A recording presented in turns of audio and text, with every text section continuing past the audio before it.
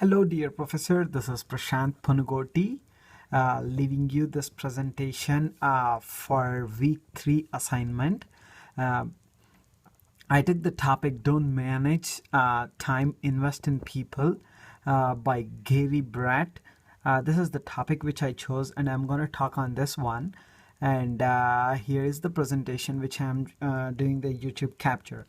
So the key concepts, the author talked about many concepts, but out of which few concepts which I took, which he was talking was be accountable before asking for accountability, take responsibility versus delegate the tasks, make your leaders think then follow, deposit first, withdraw next. However, not just reading what it is, but what exactly the author mentions here is be accountable, asking for accountability. What he refers to was before even identifying your leaders, before even identifying what tasks you want to perform or ask them, he is we actually need to find out what we are exactly up to. Are we doing the right things, and are we accountable for our goal? So ourselves being accountable will help us identify the team members, the leaders, and people who can follow us. So to be simple enough, our why should be very good and very big enough, and we need to be accountable for our why. So and then followed by we have to take a responsibility and not delegate the tasks. For example, if I take a scenario where many of the people can say you have to do this, you have to do that, you have to do this, and very few people do the things and lead us the path saying that you have to follow this way to get some good results. And pretty often and very many at times people would like to go with those people who lead rather than direct. So taking responsibility will help build a bigger team than delegating the tasks. Make your leaders think then follow. This is again follows into the same as above, but letting the people think. Let's as example for example, I'm talking about that image which is on the PowerPoint presentation. In this image, it shows the cohesiveness, it shows the bond between the team, it shows they are all together.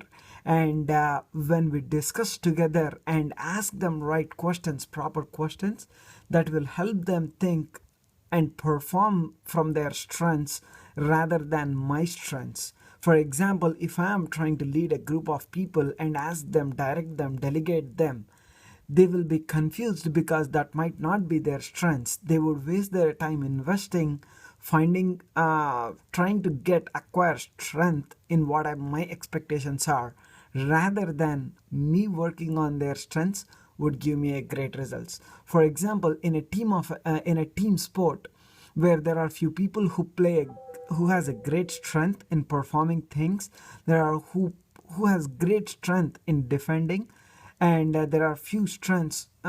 People have few strengths in going forward. If I try to match with the person who is having a defending strength, asking him to go forward, it takes a long time for me to win the race. So I have to identify and let them think their strengths, and I have to work on them to become a successful leader. And the last but not the least, deposit first, withdraw next. It is like this: if I don't have enough cash in my bank account, if I try to withdraw money, there is nothing gonna come. In the same way, in my team, in my group of leaders, if I haven't invested my time into their life, personal life, life here means to personal life, not just the career, I cannot withdraw enough from them to succeed in my race. So we have to make enough deposits to withdraw enough. Moving to the next, my perception from others article is I have to create an environment to learn and grow. Any team, talk about a sport, talk about a business, talk about an employment, any task I do, I have to create an environment to learn and grow. For example, the image on the right shows there is a small plant which was grown on the cliff top of the hill where it doesn't have enough soil and fertile soil, but it has been provided enough to grow on whatever the rough environments they are. So by providing an enough environment and enough strength to them, and there is every possibility the person can grow. Uplift your team. Yes, everybody does mistake. I do a mistake. Me being as a leader, it doesn't mean that I don't do a mistake, but for me it might be right, but for the other person it might be wrong. But whatever it may be the situation, it's right or wrong, when we uplift them and show them the right direction, they would decide, they would make it a call that they are right or wrong. And don't criticize, condemn, or complain. And this is one of the best topics I have read in my like childhood days, one of the book from How to Win Friends and Influence People. But when I look at this topic, I was looking at the coach talking to Steve Smith. He did not criticize him, he did not condemn him or complain at what mistake the player did. But however, he also don't want to see listen the same thing because the normal crowd is talking about it. But the coach did not criticize him or condemn him or complain on him, but showed him a right path by taking him out and investing right time in his life. And more importantly, celebrate every opportunity you come across. Yes, he did a mistake, but he might have did it on his purpose, or he might have thought it in a right way for him at that situation. But anything, anything we come across, we have to celebrate their success. That way they feel great about them, and because nobody wants to be put down. For example, the famous Al Capone, he was killed by the police officers. Before killing him, they asked him, hey, why do you kill people? And they were questioning him. He said, you know what, I'm a fair guy, I'm a cool guy, I'm a sweetheart, humble-hearted guy, I'm just protecting myself.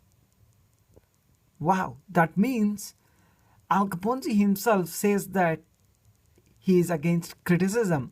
A famous killer, a famous murderer says that. And where are we, a normal individuals? We won't take any criticism. So we have to celebrate every success, and be happy about our achievement, and then learn the process. And here is a small video which I have got in this process about the leadership versus management.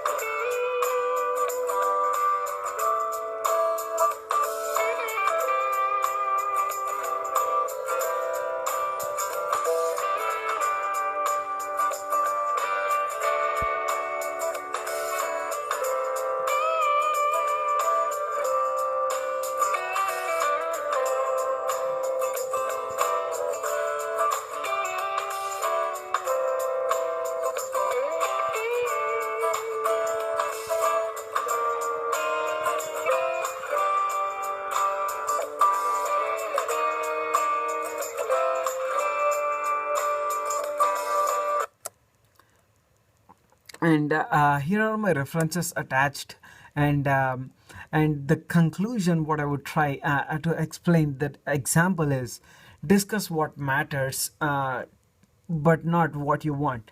For example, in the instance, the Gary Brad wrote a letter to Mr. Richardson what went wrong and what he felt wrong about it. But Mr. Richardson called Steve Smith and asked him to come join along with him to address Mr. Gary Brad's question. And in this process, when Mr. Richardson took time to invest in him and took time taking Mr. Steve Smith along with the process in discussing with Gary Brad, made understandable to Richardson, to Steve Smith, that he is not looking for what he wanted. He is not really looking for what he wanted. For example, what I am trying to say here is Mr. Steve Smith doesn't want to listen the failure or what he has done wrong, but he wants to listen where he wants to go. And when Richardson took time in explaining to Gary Brad, the message has been passed to Steve, and in the next play, he did fabulous, and he was one of the strongest player in the team.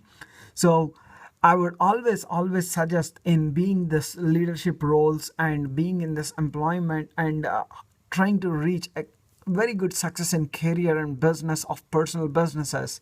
People always want to have people skills which can be learned. They are not by birth. So learning people skills and not just trying to manage people, but work along with the process will help us achieve great success and great results. With this, I'm done, and thank you for watching this video.